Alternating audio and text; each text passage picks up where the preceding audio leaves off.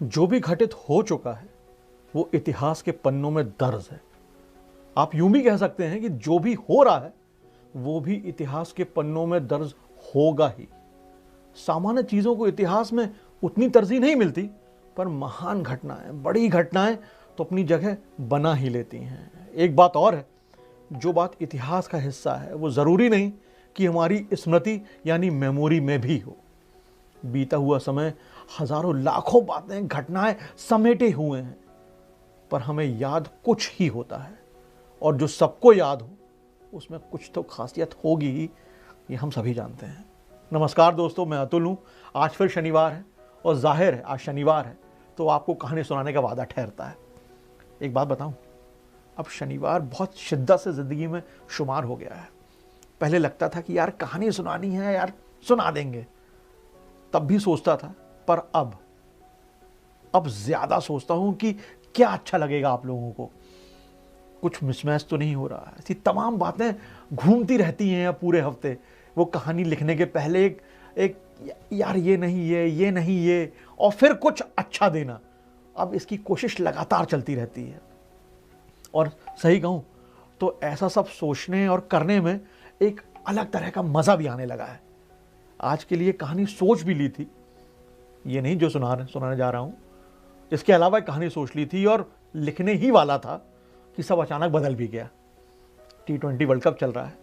कल यानी 24 अक्टूबर को भारत पाकिस्तान का मच अवेटेड मैच है। इसका हमेशा से लोगों को इंतजार भी रहता है। सोचा कि कुछ इसी पर सुनाया जाए। कल ऑफ था मेरा, तो सुबह अखबार पढ़ रहा था, तभी स्पोर्ट्स पेज पर पहुंचा तो कुछ चमका। एक आर्टिकल देखा मैंने और तभी तय कर लिया कि यार इसे ही सुनाऊंगा। ये आर्टिकल श्याम भाटिया नाम के एक सीनियर जर्नलिस्ट ने लिखा था, और आज की कहानी इन्हीं श्याम भाटिया साहब के आर्टिकल से ही निकलती है। कहानी का नाम है 86 का छक्का। तो कहानी कंटिन्यू करते हैं। आज के समय में कई मैच होते हैं जहां टीम को आखिरी ओवर में छक्के से जीत मिलती है, हम सबको बहुत मजा आता है। लेकिन क्रिकेट काफी बदल चुका है। T20 टाइप के नए फॉर्मेट ने कई सारे पैरामीटर ध्वस्त कर दिए हैं। ताबड़तोड़ क्रिकेट होने लगा है। 50 ओवर में 350 350 का टारगेट चेजेबल लगने लगा है। मतलब इतने नहीं बने तो कुछ नहीं हुआ। लेकिन बॉस, एक दौर था जब 50 ओवर के मैच में 250 के आसपास का स्कोर जो था वो जीत की गारंटी होती थी। आज भी जब भारत पाकिस्तान के मैचों का जिक्र होता है तो सबसे पहले जहन में एक ही चेहरा कौनता है, और वो है जावेद मियांदाद। 18 अप्रैल 1986 का वो मैच याद आ जाता है। करीब 35 साल पुरानी बात कर रहा हूं मैं। ये तारीख बता रहा हूं तो महसूस होता है यार एक दौर निकल गया। 35 साल।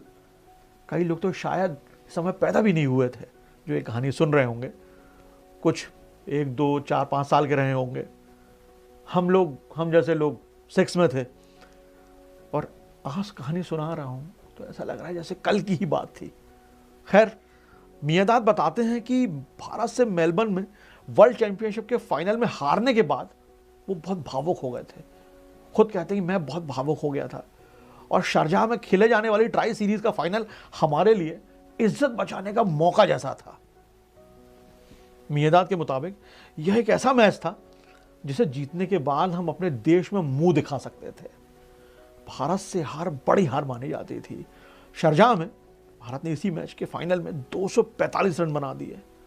जब हमारी बैटिंग आई तो आखिरी के 2 ओवर छोड़ दें तो पूरा मैच भारत का ही था। मैं यानी मियांदाद आज भी मानता हूं कि 100 ओवर के, यानी कि भारत पाकिस्तान के 50-50 ओवर मिला दें तो इस पूरे 100 ओवर के 98 ओवर तक तो भारत ही जीत रहा था। पाकिस्तान के top order batsman Mudassar, Ramiz, Mohsin, Malik 110 run पर पवेलियन लौट चुके थे।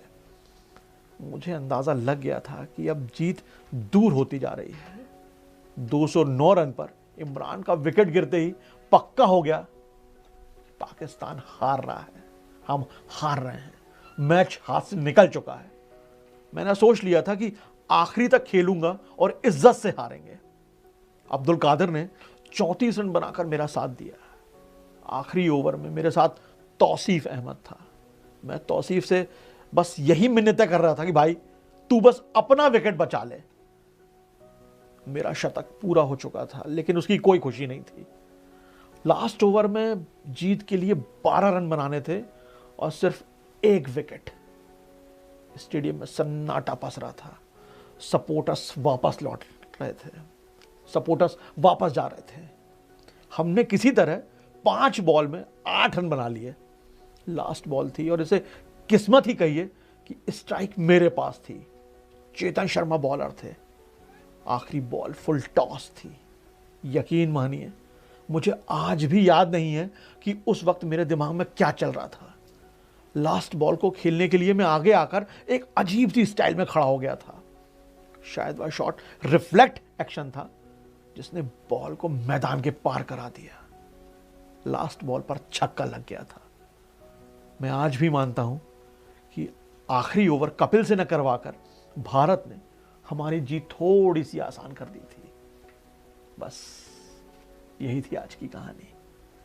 दोस्तों, हम लोग यानी बाहर बैठकर देखने वाले खेल को खेल की तरह से नहीं लेते, या यूं कहें कि हम खेल को खेल की तरह से ले ही नहीं सकते। हम बाहर बैठे होते हैं ना, हमारे लिए अजीब सी भावनाएं होती हैं। हम लोग कुछ और ही गुणमताल में लगे होते हैं। वो खेल हमारे लिए जीवन मरण का प्रश्न बन जाता है। वास्तव में ऐसा होता नहीं है। खेल सिर्फ खेल के लिए होता है। खिलाड़ी की भावनाएं तब तक उबाल मारती हैं जब तक वो ग्राउंड पर होता है। उसके बाद सब नॉर्मल हो जाता है। हर खिलाड़ी अपने देश के लिए, अपने झंडे के लिए खेल रहा होता है। सभी को उसकी लाज रखनी होती है। हर खिलाड़ी वही गौरव दिलाना चाहता अपने देश को, पर मौका कुछ को ही मिल पाता है। इतिहास तो बहुत लोग बनाते हैं, पर स्मृति में हमेशा के लिए सिर्फ कुछ ही लोग दर्ज हो जाते हैं। मैच सांसें थमवा दे, यहां तक तो सब ठीक है। मैच में जंग दिखे, ये कतई सही नहीं। ज्यादा ज्ञानवाणी हो गई तो क्षमा चाहता हूं। अगले शनिवार शाम 6 बजे आनी के YouTube चैनल पर फिर एक नई कहानी लेकर आऊंगा। तब तक स्वस्थ रहिए, खुश रहिए, अपनों के साथ रहिए और सुनते रहिए मुझे यानी अतुल को। हमारा चैनल, हमारी कहानियाँ अच्छी लगती हों तो सब्सक्राइब भी कीजिएगा और औरों से भी करवाइएगा। जय हिंद।